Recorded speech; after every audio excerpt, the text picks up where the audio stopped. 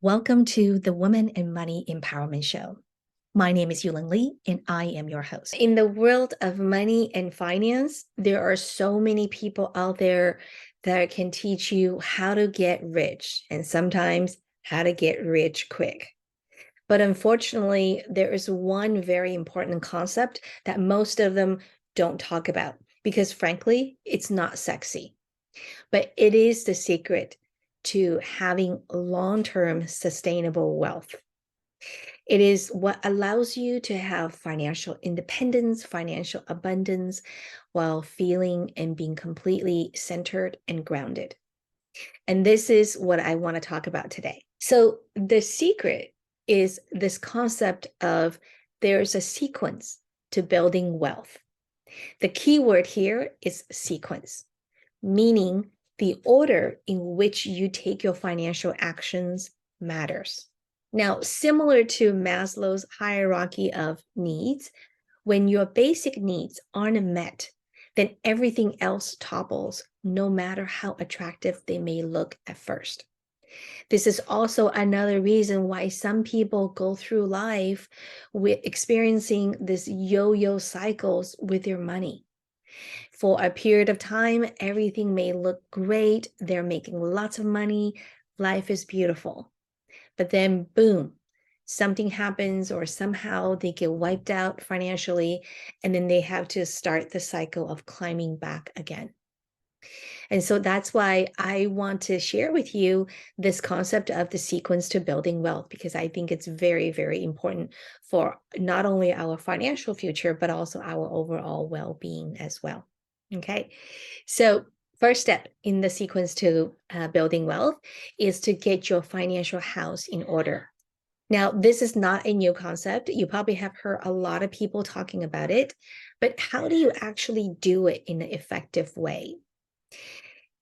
Conceptually, it's very easy, right? It's really that the challenge is in the execution. It's not a technical problem, but it's more of a what I call a cultural problem, especially in America. So many Americans, we're used to living and spending on credit cards, right? And so if you don't have a clear visibility into how much is coming in, how much is going out, then it's really easy to live in the negative cash flow. So this first thing is about that having that positive cash flow is the practice of planning and tracking of how you're handling your money on a day-to-day basis. And when you don't have a positive cash flow, then you don't have a solid foundation for investing. Okay, so this is like the ultra important step that a lot of people overlook because in some way it is kind of the dry work, and it's not sexy, so people don't want to do it, right? And so they jump into investments and here and there. Just it's almost like a random act of throwing stuff on the wall and see if it sticks. In the meantime, they also don't have a solid financial base. So that whole cycle of these behaviors is what really puts ourselves in a very vulnerable position. So we want to make sure we know how to protect ourselves. And that is by making sure your financial house is in order and that you have a positive cash flow every single month. Okay, so that's the very first step in the sequence. And then the second step into have a solid, get your financial house in order is to make sure you have an emergency fund. And when I talk about emergency fund, it is literally meant to be used for emergency purposes only. The money is not to be used for paying your property taxes or unforeseen vacations or any kind of other expenses. It is literally for emergency purposes. And ideally, it should be put in a different account aside that you really don't see, right? And you only touch it when it's absolute emergency. So if you are someone who is starting out and don't have anything yet, then I would say set a goal for yourself to have at least a 3-month reserve. So what do I mean by that? Well, 3-month reserve means that if you done the work in that first step about having a positive cash flow, then you know how much every month your expenses are. So let's say, for example, your monthly expenses on the average is about $3,000. Then your 3-month reserve will be $9,000. And so when you at the beginning, you work towards that goal. And when you have that money set aside, I will assure you, you will feel so much safer, more secure, less stress about what happens if I don't have the income coming in next week or next month. Okay. Now, 3 month is a starting point, but I would highly suggest and recommend that you ultimately you shoot for 6 to 12 month. We have all just lived through COVID, and so many people had been affected where they couldn't work for over a year. And just imagine if you didn't have the money set aside versus if you had a whole year worth of savings, how much less of a stress it could have been for you if if you were really in that position. So again, having an emergency fund is absolutely important. And so make sure you have that in place. So what I talked about so far is all about getting your financial house in order. Now, the second part in the sequence to building wealth is the concept of paying yourself first. And you may have heard this too. And on the surface, it's more applicable to business owners. And so I'll talk about that. But I think you can still apply the same concept for salary workers as well. So if you are a business owner or a solopreneur, and what I see a lot is that people, they have income coming in and they have expenses going out. And then whatever's left over is their take home pay. Besides their business, on their personal level, their take home pay is like this, right? Because you have income, you have business cycles. And then so it feels like being a business owner, you're always living on the edge because you never know what that next month is going to be, a good month or a bad month, or how I'm going to deal with, if it's a really tight month. And so one way to work around that is to make sure you pay yourself first, meaning you pay yourself a salary and include that salary as part of your business operating expenses. Okay. Now think about that again.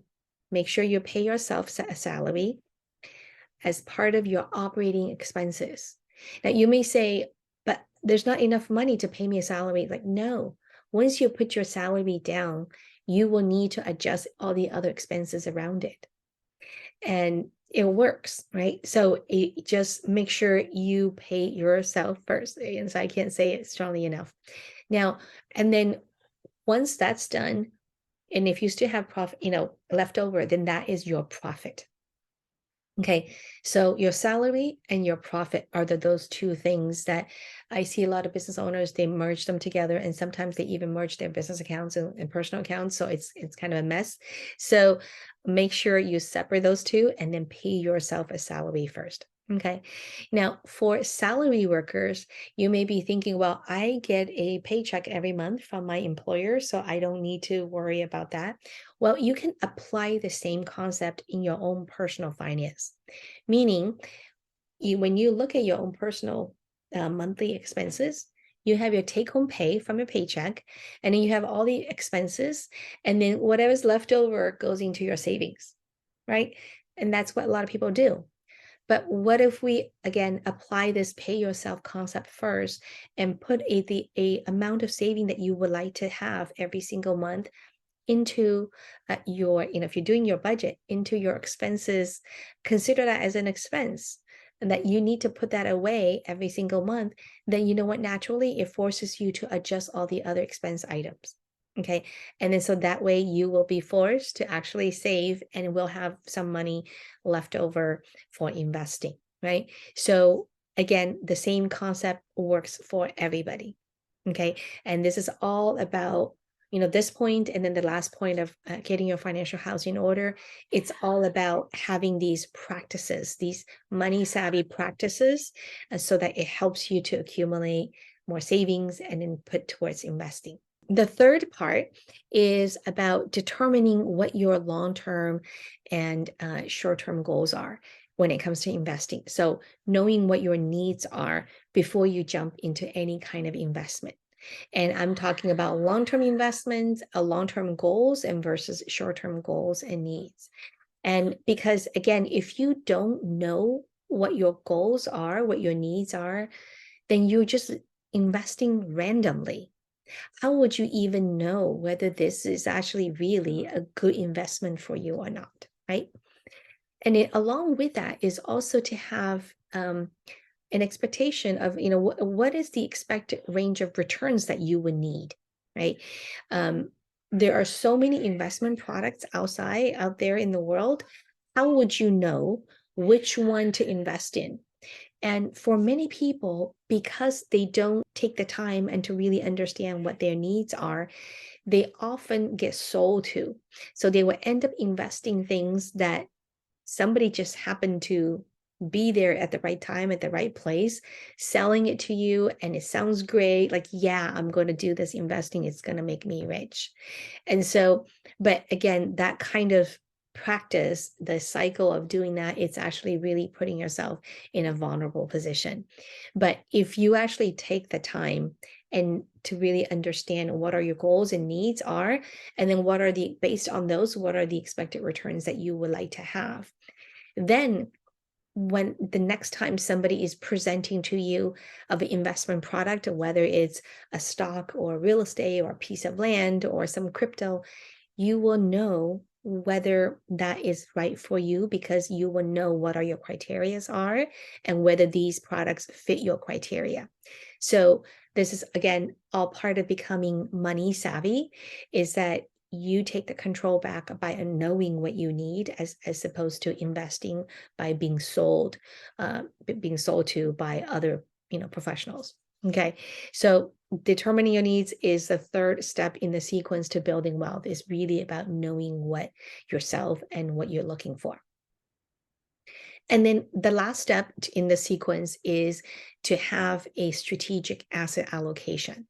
Because again, when we think about our investment, when we think about our pie, we've all heard the terms, don't put all your eggs in one basket.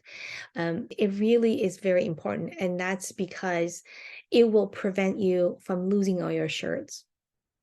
And, so to speak, I have heard so many stories in the last 6 to 8 months of people losing a lot of money in some kind of investment that they jumped into, maybe they got sold on, and eventually losing it all. And so, but if you actually had an asset allocation strategy, then no matter what kind of investment you do, even if you lose it all, it's only in a piece of your total assets. It also, with this practice, it really helps shield all of us from becoming too greedy without even knowing it, right? Because again, as human beings, we all have greed in us, and even though we don't mean to be, we have not intentionally to be greedy, but when we're in a investment and sometimes at the beginning it looks so good, we feel so good about ourselves, and it would seem like it would be crazy to not double down, right? And so this is where having a structure, a strategy in place can really help all of us to manage our own emotions. And so that's why it is very, very important to have these strategies in place.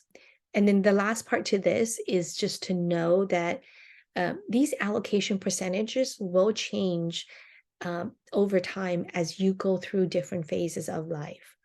I find sometimes people can't seem to take action because they're not sure if this is the right strategy for them. And so somehow in their mind, they're looking or waiting for this perfect strategy. But at the end, we all know in the perfectly imperfect world, there is no perfect strategy. It is taking the action, and you course correct and you refine over time, and then you adjust, change over time as well, based on what's happening in your life. So just understand and get used to the fluidity in this process of managing your assets, okay? As opposed to be locked in by the fear of making a mistake and not doing it perfectly. All right. So these are the 4 steps in the sequence to building wealth. If you can really practice these 4 steps, both in terms of managing your own emotions and your practices, but also getting very concrete with specifically what you are looking for, then it will really help you so much better in your whole wealth building and investing efforts. Until you do these exercises, until you go through this process for yourself, I would say any kind of investment can be risky. And it could be risky not because necessarily that the investment itself is risky, but it could be risky for you because it may not be the right investment for you. Okay. So every one of us, we have a different financial circumstances. And that's why it is so important to take the time to go through this process for yourself. And that way you will get the best results. Right. Now, before I wrap up, I want to say one more thing. And that is that, when I talk about sequence to building wealth, it almost sounds like you have to wait for certain things to happen before you can take the next step. But then you also, I'm sure you have heard other people say, don't wait, start investing today, right? And I will say, I will be one of those people to tell you, don't wait, start today. So am I contradicting myself? Right. So the answer is no. And that the difference is really in where you put your main focus. Okay. And so if you're if you haven't gone through this process for yourself, then your main focus is to make sure you get all of these things in place, that you build a solid foundation. And if you have done that, then the focus is on the investing itself, right? So let's say if you're someone who still has a lot of debt, let's say, if you're an American, live in America, you have a lot of debt, and it may still take you years to pay it off completely. And so you may be asking, so should I wait until I pay off all my debt before I start, doing emergency fund or investing? The answer is no, don't wait, because if you wait, it could be years, it could be 5 years, 10 years, depending on how the amount of debt that you have, right? So what I would suggest is that you would at least put even $10, $20 a month aside for savings and investing. Now, in those amounts, it may not make a huge significant difference in the investment or savings that you do, because your main focus is still paying down your debt, right? So every month, like, that's your focus, is paying down your debt. But at the same time, you're also starting a practice of putting money aside towards investment, because that is your long-term bigger goals, right? And so with money, a lot of our actions and practices is all based on our habits, and habits take time to build. And so if you just wait until you're completely debt free, that could be years, then that means another 5-10 years can go by, and then you start having to still create a new habit to build and all of that. So part of it is really to help you get into your mindset and get into your day-to-day practice of knowing that your long-term goal is savings and investing, even though your short-term focus is paying down your debt. Okay, so I hope that helps and clarify that question that you may have about what should I wait, because the word sequence sometimes could give you the connotation that I have to wait for things to happen before I do the next step. So I wanted to clarify that. All right, so I hope this is helpful. And if you have any additional questions, feel free to contact me. I am on social media. I am on Facebook. I'm on Instagram and LinkedIn. And feel free to send me a private message and with any questions that you may have regarding building wealth. All right. Until next time, I hope you have a good day, a good week ahead. Goodbye for now.